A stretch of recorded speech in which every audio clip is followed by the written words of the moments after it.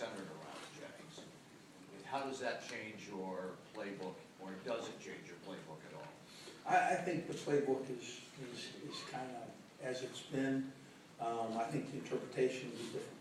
You know, I think Jennings will see it. You know, in some instances better, in some instances different than Zach would have. And you know, the great thing about a young quarterback that's practiced as well as Anthony has is we'd expect him to interpret it very well.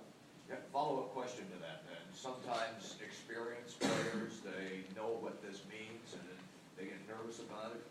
He doesn't know really everything that maybe is totally involved. Is that a comforting fact to you or not?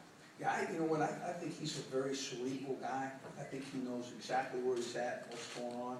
I just think that certain athletes have the ability to lower their heart rate, and relax, and have poise, and understand this is where I've been before in any number of events. You know, that great youth pitcher, you know, that got up to step on the mound for the first time, that said, no, this is how you do this. You just, you know, you throw the pitches that you came to throw.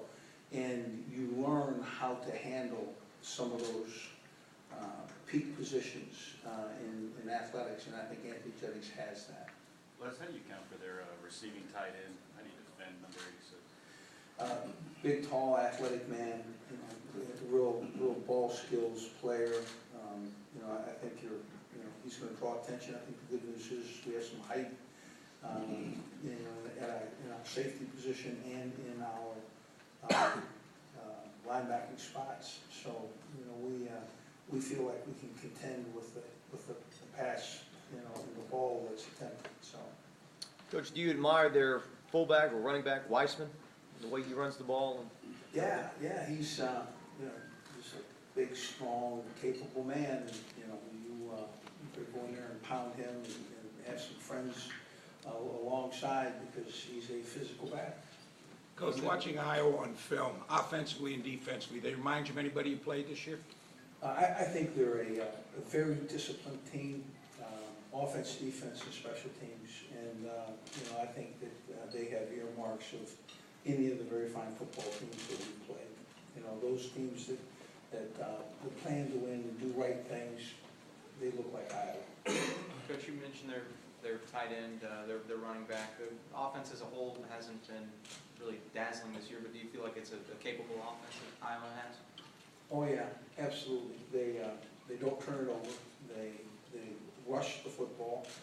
They have wonderful play action that complements it, and they can keep the ball and move it and score. So absolutely, you know, they won the last 3 in a row for a reason. Les, given the way your team played in bowl game last year, how much have you thrown that at them in preparation for this one, what not to do? Well, we've also had some tremendous opportunities at bowl games, and I think there's you know, if you look at the specifics, being able to play well for the last 2 minutes of the game, the last 4 minutes of the game was significant. And you know, we've kind of worked on that. I think it's a completely different team.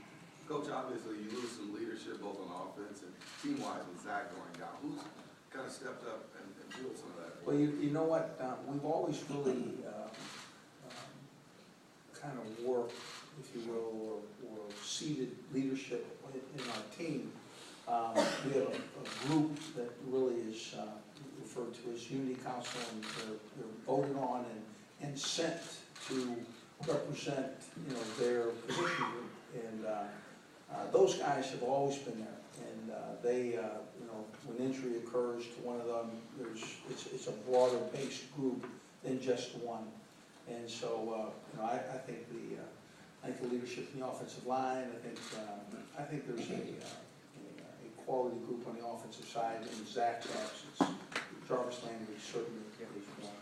Coach, what do you ask Zach to do tomorrow? Does he have a headset on and try to coach? Well, I don't. I think that's something that needs to be worked out.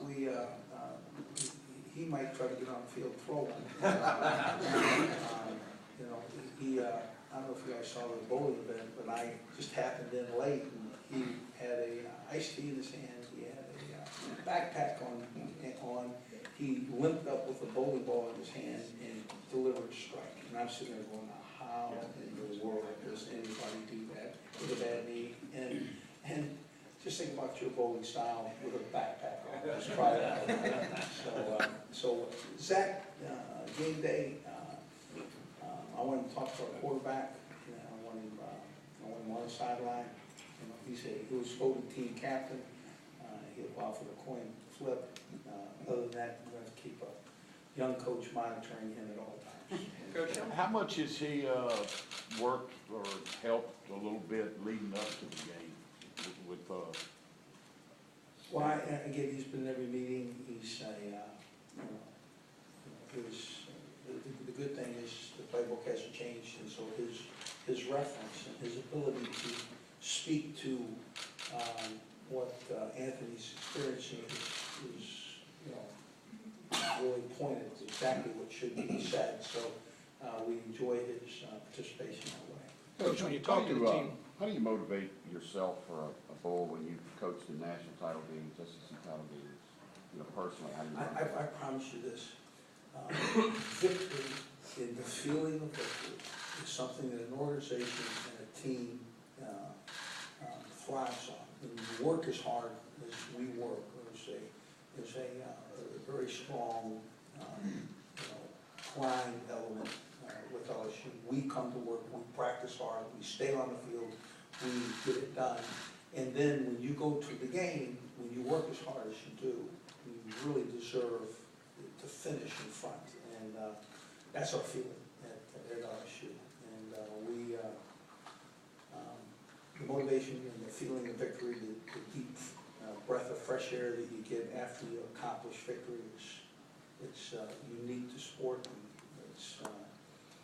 it's something that two teams will fight for, on the first. Les, you talked